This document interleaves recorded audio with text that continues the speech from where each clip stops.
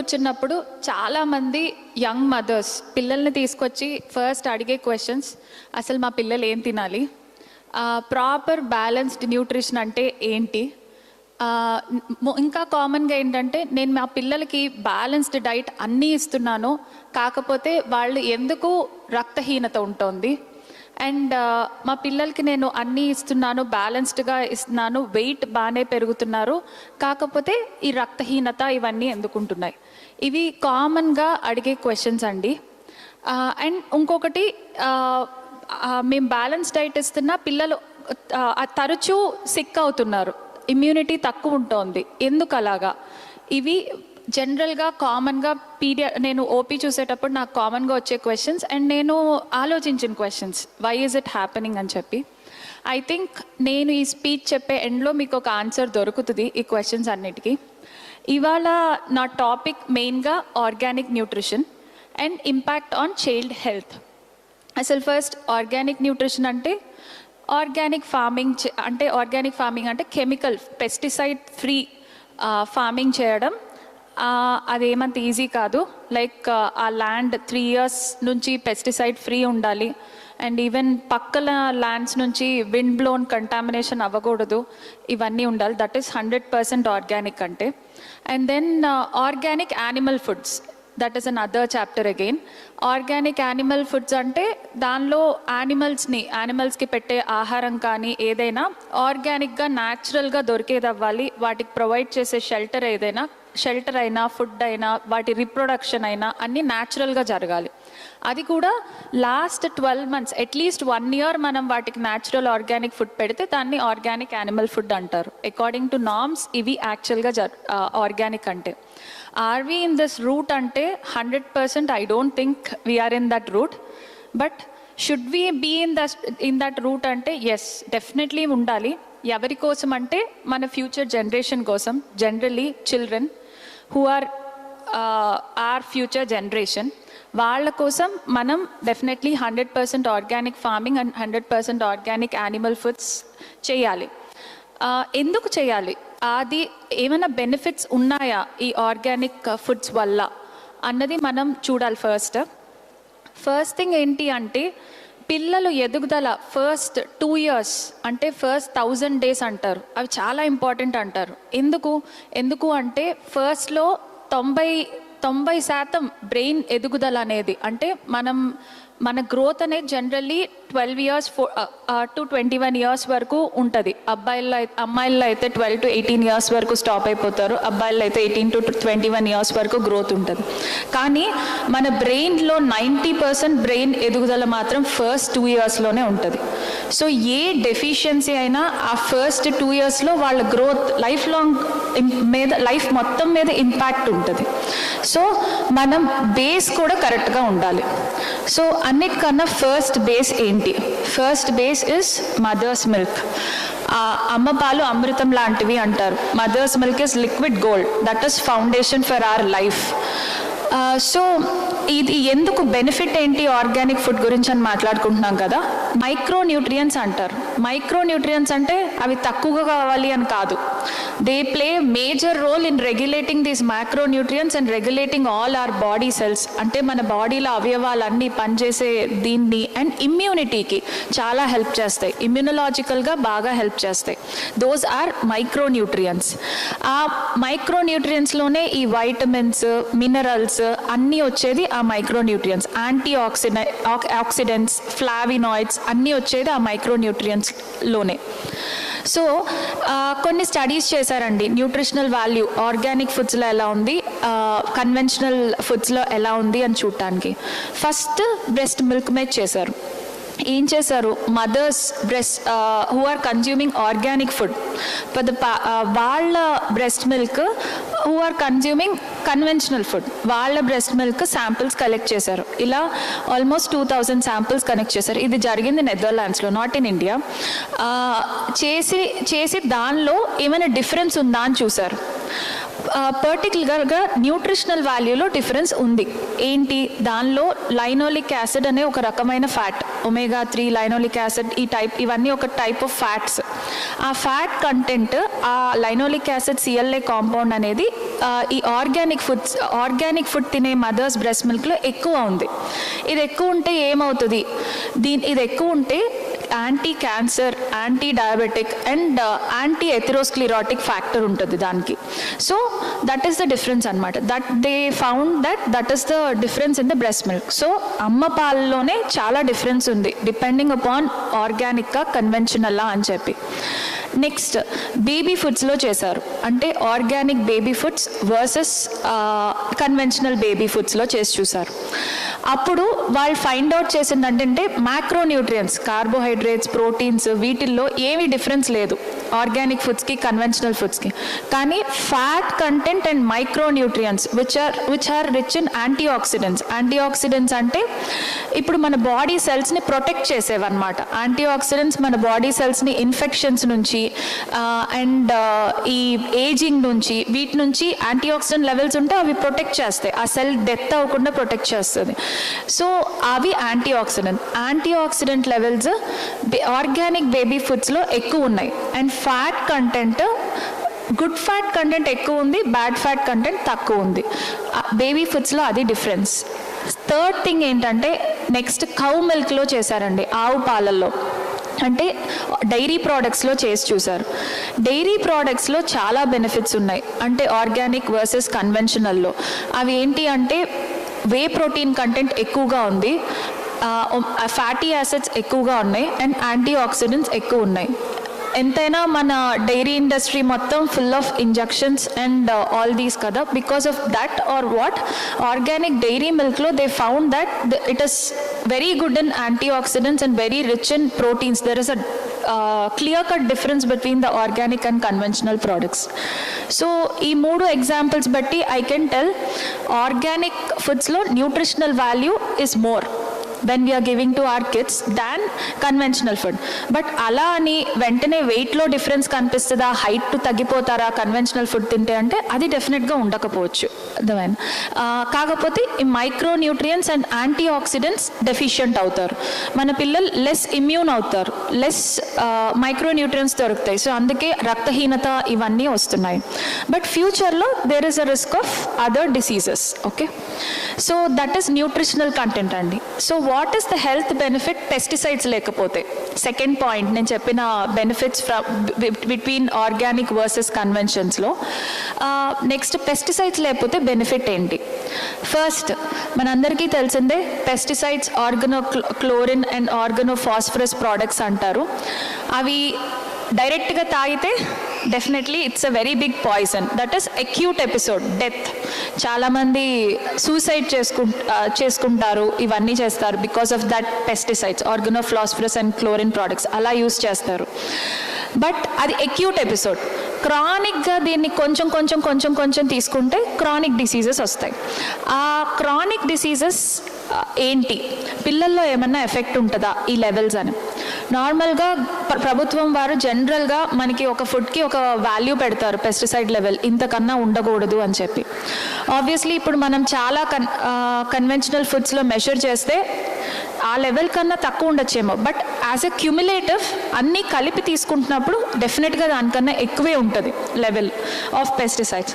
So ఈ chronic ఇవి ఇవ్వడం వల్ల వచ్చే ఎఫెక్ట్స్ బేబీల్లో జనరల్గా న్యూరో డెవలప్మెంటల్ ప్రాబ్లమ్స్ అండి. అంటే పెద్ద టర్మ్లా అనిపిస్తుంది కానీ ఆటిజం, ఇప్పుడు మనం కామన్గా వింటున్నాం ఆటిజం ఏంటి, మా బాబుకు 2 ఏళ్ళు వచ్చినాయి అయినా మాట్లాడలేదు, మా మొహం చూసి మాట్లాడు, కొంచెం తెలివి తక్కువగా ఉంటాడు, ఇలా చెప్తూ ఉంటారు చాలామంది తల్లిదండ్రులు. ఆటిజం మీద చాలా స్టడీస్ చేసి ప్రూవ్ అయిందండి. ఏమని అంటే ఆ ప్యాక్డ్ ఫుడ్స్లో ఉండే monosodium nitrates, glutamates and even conventional ఫుడ్స్లో ఉండే పెస్టిసైడ్స్ వీటి మూలాన లెవెల్స్ ఎక్కువ అవడం మూలాన దేర్ ఇస్ ఆటిజం అని. మాకు తెలిసి మా చిన్నప్పుడు కూడా చాలా తక్కువ ఆటిజం కేసెస్ వినుంటాం. ఐ థింక్ ప్రీవియస్ జనరేషన్ వాళ్ళైతే చెప్పగలరేమో మేము అసలు ఎప్పుడు ఆటిజం అనే కేసు చూడలేదు అని, ఆ టర్మినాలజీయే చూడలేదు అని చెప్పి చాలామంది చెప్తారు. అండ్ ఎగ్జిమా, ఇప్పుడు ఫ్యామిలీ ఎవరినన్నా కదిపితే ఎలర్జీ ఉంటుంది. ఎలర్జీ, ఆస్తమా అనేది ఎంత కామన్ అయిందంటే అంత కామన్ అయింది. ఏ ఫ్యామిలీ అయినా ఎలర్జీస్ ఉంటాయి. వాళ్ళ ప్రీవియస్ జనరేషన్కి ఉందా అంటే ఉండదు. మళ్ళీ హిస్టరీ జనరల్లీ మాకు బుక్స్లో ఉంటుంది, like causes of eczema, causes of asthma ఏంటి అంటే జెనెటిక్ హిస్టరీ అని చెప్పి first point. Second point environmental history అని. ఆ ఎన్విరాన్మెంట్ని మనం డిస్టర్బ్ చేస్తున్నాం, so it is disturbing us. So almost every family is facing this allergy and eczema problems enough. And the third thing is cancer. That is ఈ pesticides, ఈ monosodium nitrates, గ్లూటమేట్సే కాకుండా చాలా మెటల్స్ ఫుడ్ ప్రాసెసింగ్లో use చేసే, food process చేసేటప్పుడు దానిలో contaminate అయ్యే మెటల్స్ అండ్ అడల్ట్రేషన్ అప్పుడు యూస్ చేసే మెటల్స్ లైక్ ఈ సీజన్లో అవైలబుల్ అవ్వని ఫ్రూట్ మనకు కావాలి, ఎగ్జాటిక్ వెజిటబుల్స్ మనకు కావాలి. సో అవి ఎలా ప్రిజర్వ్ చేయాలి, అవి ఎలా రైపన్ చేయాలి, ఆబ్వియస్లీ కెమికల్స్ యూస్ చేసే. So that is the reason all these pesticide levels and all these levels are increasing and these diseases are increasing. There is definitely a surge. ఎప్పుడు లేని, ఎప్పుడు చూడని వైరసెస్ కూడా వస్తున్నాయి. For example Covid, super bugs వస్తున్నాయి. ఈ super బగ్స్కి దానికి సంబంధం ఏంటండి పెస్టిసైడ్స్కి అంటే, ఇప్పుడు మనం ఇదివరకు ఒక పురుగు పట్టిందనుకోండి ఒక చేనుకి, దానికి ఒక లెవెల్ ఆఫ్ పెస్టిసైడ్ కొడితే ఆగేది. ఇప్పుడు దానికి రెస్పాండ్ అవ్వకుండా ఇంకో పురుగులు, దానికన్నా హయ్యర్ లెవెల్ ఆఫ్ పురుగుల మందు వాడుతున్నాం అది చావటానికి, అంతే కదా. ఎక్కువ ఫార్మర్స్ ఉన్నారు కాబట్టి మీకు ఈజీగా అర్థమవుతుంది. అది దాన్ని చావటానికి ఇంకో పురుగు మందు వాడుతున్నాం. అలా అది మనం తింటున్నాం, మన పిల్లలకి పెడుతున్నాం. అంటే వాళ్ళ యాంటీబయాటిక్స్ కన్నీ రెసిస్టెంట్ అయిపోయి మ్యూటేట్ అయ్యి కొత్తది వస్తుంది, కొత్త ఆర్గానిజం వస్తుంది. ఆ ఆర్గానిజమే ఇప్పుడు కోవిడ్ లాంటి organism or any other different organism. ఇలాగే ఒక స్టడీ చేశారు ఇలా ఆర్గానిక్ ఫుడ్స్ మీద. చాలా ఇదివరకు ప్రీవియస్గా పేపర్లో కూడా వచ్చింది, చికెన్, ఆర్గానిక్ చికెన్లో క్యాంఫైలోబాక్టర్ బ్యాక్టీరియా ఉంటుంది. సో దాని మందులు వేయకుండా పెంచడం వల్ల ఇలా క్యాంఫైలోబాక్టర్ బ్యాక్టీరియా వస్తుంది అని చెప్పి. కానీ ఆ క్యాంఫైలోబాక్టర్ బ్యాక్టీరియా మనకి ప్రస్తుతం రూపాయికి దొరికే మెడిసిన్తో క్యూర్ అవుతుంది.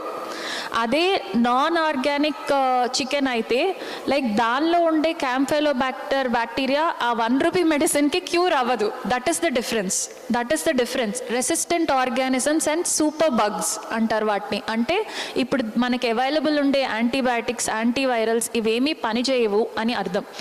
అవి పనిచేయని ఆర్గానిజమ్స్ వస్తున్నాయి. సో మనం బ్యాక్ టు ట్రెడిషన్స్ లాగా బ్యాక్ టు సైకిల్ వెళ్ళాలి.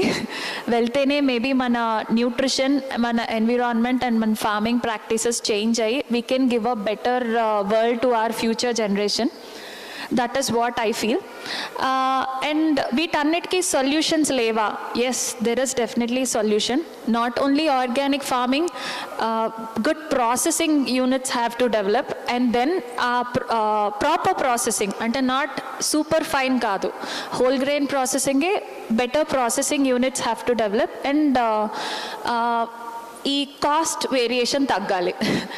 వీటికి ఏం చేయాలి, వాట్ ఆర్ ద సొల్యూషన్స్ అంటే, I find one thing is government has to come up and with subsidies for organic farming and government has to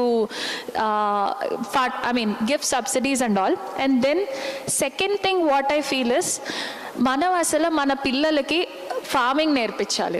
మెయిన్గా organic farming should be a syllabus in our like మన ఎడ్యుకేషన్లో. It should be a syllabus. Every స్కూల్కి ఒక చిన్న place, ఒక garden లాగా ఉండాలండి, farming place లాగా ఉండాలి. అక్కడ పిల్లలకి చిన్నప్పటి నుంచి నేర్పించాలి ఏమేమి వెళ్తున్నాయి. We should know what we are eating అండి. సో అలాగే మన kids should know what they are eating, what is happening to the environment and what is a sustainable way to do అని చెప్పి we have. So I think government has also to introduce this organic farming as a subject in the syllabus. Third thing మనం చేయగలిగేది, please locally available, seasonally available fruits and vegetables తినండి. Don't go for exotic and always exotic vegetables, because that is making any people. ఇప్పుడు మనకు business ఉందనుకోండి, దానిలో if your preferring exotic vegetables or ఇప్పుడు మీకు Shimla Apple నాకు ఈ సీజన్లో కావాలి, మ్యాంగో నాకు జూలైలో కావాలి అనుకుంటే ఆబ్వియస్లీ షాప్ రన్ చేసే వాళ్ళ బిజినెస్ కోసం they will do that ripening and all. So that is from our end we can do that. We can eat locally available food and seasonally available. Actually చాలా స్టడీస్లో కూడా చూసారండి, ఏమంటే లోకల్గా available, లోకల్గా పండే ఫుడ్ అక్కడ ఉండే పీపుల్ కోసం ఉండేది. సో దట్ కెన్ ఈ ప్రాసెసింగ్ ప్యాకేజింగ్ ఇవన్నీ తగ్గిస్తుంది కూడా. సో దట్ వే సస్టైనబిలిటీ పెరుగుతుంది. So that is an other way. And other thing, పిల్లల్ని ఎక్కువ డిస్ట్రాక్ట్ చేయడం, లైక్ టీవీస్ పెట్టి ఫుడ్ తినమని డిస్ట్రాక్ట్ చేయడం, లేకపోతే ఏదో ఒకటి కొని పెడతామని డిస్ట్రాక్ట్ చేయడం, అయితే వాళ్ళకి ఇంట్రెస్ట్ లేకుండా తినిపించడం కాకుండా involve them from farming to cooking and everything and then create an interest on the food. Not like ఇప్పటికిప్పుడు నాకు పని అయిపోవాలి అని చెప్పి అలా ఎదురుగుండా ట్యాబ్ పెట్టి ఫోన్ పెట్టి వాళ్ళకి ఇంట్రెస్ట్ లేకుండా తినటం వల్ల ఆ న్యూట్రిషన్ వాళ్ళకి వంట పట్టదు డెఫినెట్గా. సో వాళ్ళకి ఇంట్రెస్ట్ చూపించాలి, ఇంట్రెస్ట్ రావాలి. అది ఫ్యామిలీ అందరూ కూర్చొని తినటం అండ్ హోల్ గ్రెయిన్. అండ్ ఇంకోటి, పిల్లలు నేర్చుకునేది తల్లిదండ్రుల నుంచే. సో డెఫినెట్లీ మనం జంక్ అండ్ ఆల్ అవాయిడ్ చేస్తే ఆటోమేటిక్గా మన పిల్లలు కూడా అవాయిడ్ చేస్తారన్నది మేము చూసిన అబ్జర్వేషన్ చాలామంది వాళ్ళలో. So that is an other thing అండి. So I find these are the solutions for good nutrition in a child, for promoting good child health. Okay, thank you. ఏమన్నా డౌట్స్ ఉంటే అడగండి, చెప్పగలిగితే చెప్తాను.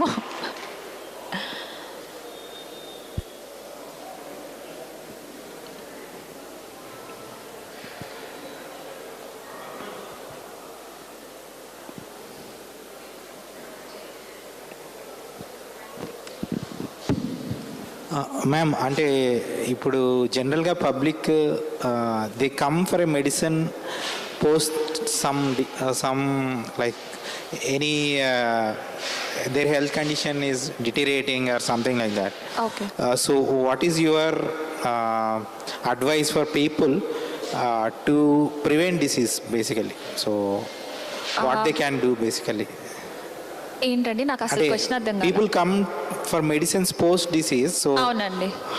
What do you say as your advice, like what can they do to keep up the good health? To okay, అలా అంటే proper nutrition ఎలా ఇవ్వాలి అని చెప్పా, post health good practices or anything that they can do on a regular basis? చెప్పిందంటే it's a life style medicine question అనుకుంటా. అంటే like it's like చాలా ఇష్యూస్ ఉంటాయండి, వాటిని అడ్రస్ చేస్తాం డిపెండింగ్ అపాన్ ద డిసీజ్ ఉంటుంది. మళ్ళీ మీరు అడిగిన క్వశ్చన్లో ఫర్ సపోజ్ ఇప్పుడు for example, probably if I can give, thyroid is one thing.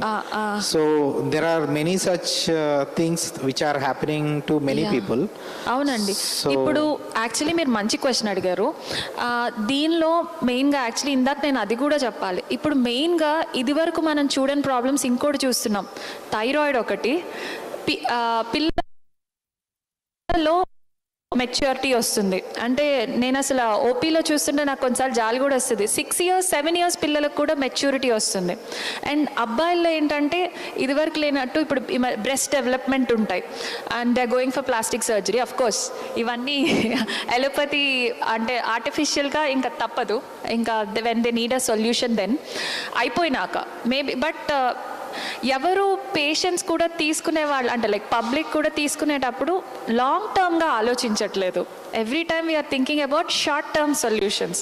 These are all short term solutions. Thyroid ఉన్నప్పుడు థైరాయిడ్ టాబ్లెట్ వాడటం, ఇలా ఎర్లీ ప్రిమెచ్యూరిటీ వచ్చినప్పుడు కాజ్ ఏంటో ఫైండ్ అవుట్ చేసి దానికి ట్రీట్మెంట్ ఇవ్వడం, గైనకోమాస్టియా వస్తా అంటే బ్రెస్ట్ డెవలప్మెంట్ ఇన్ మేల్స్ ఉంటే దానికి ట్రీట్మెంట్ ఇవ్వడం అనేది మేము చేయాల్సిన సొల్యూషన్, తప్పదు మాకు.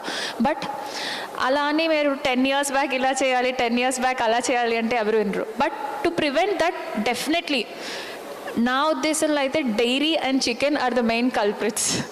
Dairy and chicken are the main culprits. Dairy and chicken and ఎందుకు అంటే ఆ ఇష్యూస్లో because of the estrogen injections, because of the oxytocin injections which are going for all that dairy and chicken వాటిల్లో అవి they are nothing but hormones అండి.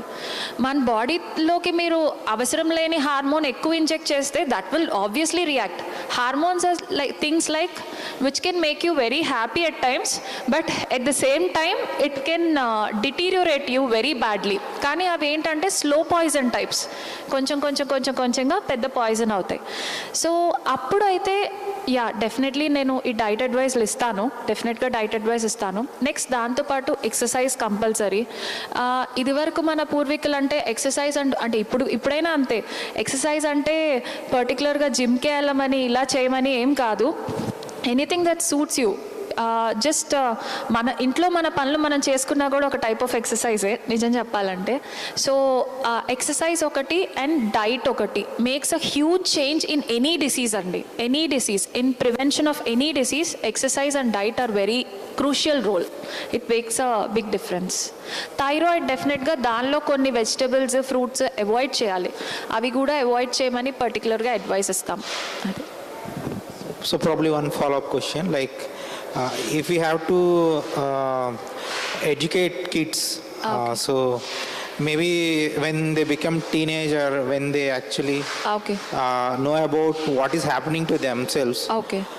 so how we can actually educate them, like about organic or about any other good practices? I mean, పర్టికులర్గా you need not educate about organic అలా అని చెప్పండి. I think అసలు మనం future జనరేషన్కి only we should not use the term, but we should spread only organic. అంటే ఆర్గానిక్కే ఉందనుకోవాలి, వాళ్ళు అసలు కన్వెన్షనల్ ఉందని అనుకోకూడదు. అలాగా మనం మన ఫార్మింగ్ ప్రాక్టీసెస్ కానీ మన రేరింగ్ ఆఫ్ యానిమల్స్ ప్రాక్టీస్ కానీ మార్చాలి. That is what is needed, definitely needed for our future generation. కానీ పర్టికులర్గా ఇందాక చెప్పా కదా, మనం ఏది ఫాలో అయితే definitely our kids will follow that. మనం కూల్ డ్రింక్ తాగుతూ నువ్వు తాగకరా అని చెప్తే వాడు విండు డెఫినెట్లీ. మనం ఏమన్నా ఐ మీన్ లైక్ స్నాక్స్ తింటూ చిప్స్ తింటూ నువ్వు తినకూడదమ్మా నీకు మంచిది కాదంటే డెఫినెట్గా చేయరు. సో మనం ఏది ఫాలో అవుతామో I feel strongly are kids will follow that. thank you, great. We should be an example for our kids. That is what I say.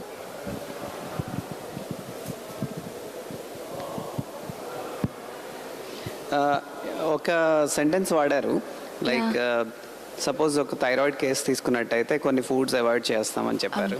So ఇలా ఒక్కొక్క కేసుకి కొన్ని ఫుడ్స్ మనం డిలీట్ చేస్తున్నాం. అవునండి. సో ఇప్పుడు ఈ డిలీషన్ నుంచి మనం ఇంకొక కొత్త ప్రాబ్లమ్ని ఇన్వైట్ కూడా చేస్తున్నట్టు అనిపిస్తుంది. ఎందుకు అంటే ఆ డిలీషన్లో కన్సిస్టెంట్ డిలీషన్ వల్ల డిప్లీషన్ కూడా ఉంటుంది ఆ పర్టికులర్ న్యూట్రియంట్ మైక్రోన్యూట్రియంట్లో.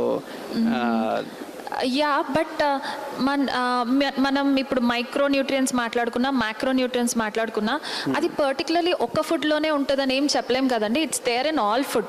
బట్ ఇప్పుడు సపోజ్ ఈ థైరాయిడ్ ఉందనుకోండి, థైరాయిడ్కి లైక్ కాలీఫ్లవర్, క్యాబేజ్ ఇవన్నీ ఏంటంటే goitrogens, they have higher content in that. అవి థైరాయిడ్ గ్లాండ్ని డెస్ట్రాయ్ చేస్తాయి. So to prevent the destroy we have to avoid them. అది పక్కా తప్పదు. We have other vegetables which provide the same nutrients, so maybe we have to go for that options ante.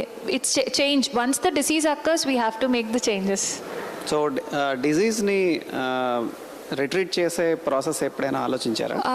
Disease ని retrograde చేసే process, yeah, medicines ఇంకా కాకపోతే without medicines అనేది definitely not possible once the damage has done.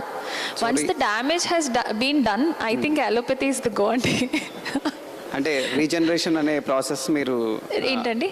Regeneration అనే process గురించి regeneration yeah long టర్మ్లో అవుతుంది, but ఆ డిసీజ్ వల్ల వచ్చే ఎఫెక్ట్స్, కాంప్లికేషన్స్, అప్పుడు వాటికి we have to definitely go for medicines and later we have to ఇందాక అన్నట్టు లైఫ్ స్టైల్ చేంజెస్ అడ్వైస్ చేయాలి. సో ఇలా అలర్జెటిక్ సిమ్టమ్స్ అది చెప్తా ఉన్నారు. ఎస్పెషలీ ఇలా one of my kid from my own family. Okay. So ఒక ప్రాసెస్ ఆఫ్ 4 yearsలో ఒక 40 foods డిలీట్ చేయాల్సి వచ్చింది. When it started with one allergy కేసులో ఒక పీనట్ అనే ఎలర్జీ అని అనుకొని అది అవాయిడ్ చేస్తే కొన్నాళ్ళు ఎలర్జీ ఆగింది. సో అక్కడి నుంచి ఇంకా different nuts, different fruits, so ఒకదానికొకటి ఇంటర్ డిపెండెంట్ న్యూట్రియంట్స్ డిప్లీట్ అవ్వడం వల్ల ఇలా 40 foods లిస్ట్ చేసుకొని ఒక మదర్ ఆ 40 foods ని అవాయిడ్ చేయాల్సి వచ్చింది. That will definitely cause depletion అండి. ఎలర్జీలో ఇందాక నేను చెప్పింది వర్తించదు. ఎలర్జీలో there is some therapy called allergen immunotherapy అండి. అంటే like immunotherapy what is it అంటే మీ కాన్సెప్ట్ ఈస్ లైక్ ఇప్పుడు హోమియోపతి టైప్లో అనకూడదేమో, ఇది ఇమ్యూనోథెరపీ ఈజ్ నథింగ్ బట్ మీ బాడీ ఒక దాన్ని యాక్సెప్ట్ చేయట్లేదు, ఇట్స్ ఎవర్టింగ్ ఇట్, అంతే కదా ఎలర్జీ అంటే. సో దాన్ని ఏం చేస్తారంటే స్లోగా లైక్ దెర్ ఇస్ అ అంటే అది ఎలోపతి మెడిసినే, but what they do is కొంచెం ఇప్పుడు పీనట్ ఎలర్జీ ఉందనుకోండి, ఆ పీనట్ని దే డైల్యూట్ ఇన్ చాలా 1:1 lakh పొటెన్సీతో డైల్యూట్ చేస్తారు. డైల్యూట్ చేసి మన బాడీలోకి అది కొంచెం కొంచెం మనకి డోస్ లాగా ఇస్తారనమాట. అర్థమైందా? So what happens is our body will adapt to it. That is immunotherapy అండి. Recent concept is coming up in allergy immunotherapy మీద. సో దట్ ఈస్ లైక్ ఏంటంటే అది చాలా స్టడీ, ఇది ఆల్మోస్ట్ 50 years నుంచి యూఎస్లో ఉంది. Almost it started long back in US, but ఇండియాలో 20 years నుంచి సిఎంసి వెల్లోర్లో ట్రీట్ చేస్తున్నారు ఇలాగా. So they have found out that affected. ఒక 2 years పాటు అలాగా స్లోగా 1 lakh నుంచి డైల్యూషన్స్ మార్చి స్లోగా ఇంక్రీజ్ చేస్తే they found out that child or particular person is getting adapted to that food. Because seriously మీరు చెప్పినట్టు 40 foods ఆపేయాలి అంటే that person is definitely going to be malnourished. At least he is going to be deficient in micronutrients, not micronutrients అంటే micronutrients. అదే definitely micronutrients too, but micronutrients అన్ని deficiency వస్తాయి. So there is a concept of immunotherapy in allopathy అండి. That is similar to this mechanism, but it's not any big medicine. It's just దీన్నే desensitization అంటారు. దీన్ని desensitisation అంటే particular allergy ఉన్న దాన్ని desensitise చేయటం. బట్ అలానే ఇంట్లో రేపటి నుంచి ట్రై చేయొద్దు, that's very harmful. Allergic anaphylaxis వస్తుంది. ఓకే, ప్రాపర్ ల్యాబ్ అవన్నీ ఉండాలి అంతే. సో ఒక specialist there is a immunotherapy medicine for that అండి. Immunotherapy medicine for that. In that way we can let the child have the all nutrient things and it should be started early, that immunotherapy. ఎందుకంటే ఒక age వచ్చాక మన body will not accept the change. మన immune system will not accept the change. Any change in the immune system can be done only less than 25 years, not above that. That is one there. But there are studies showing that immunotherapy worked till 40 years. But ఎక్కువ 25 years కి గ్యారంటీగా immunotherapy will work. కాకపోతే ఒక specialist advice వల్ల yeah definitely ఒక 45 days లో ఇందులో ఒక 30 foods ఇంట్రడ్యూస్ బ్యాక్ చేయడం జరిగారా? Okay okay. So key things ఏం మిస్ అయ్యాయి అనే స్టడీ నుంచి allergy also is caused due to missing of those key ingredients which are going to support the digestion and ingestion of those. Definitely అండి, definitely there are many studies.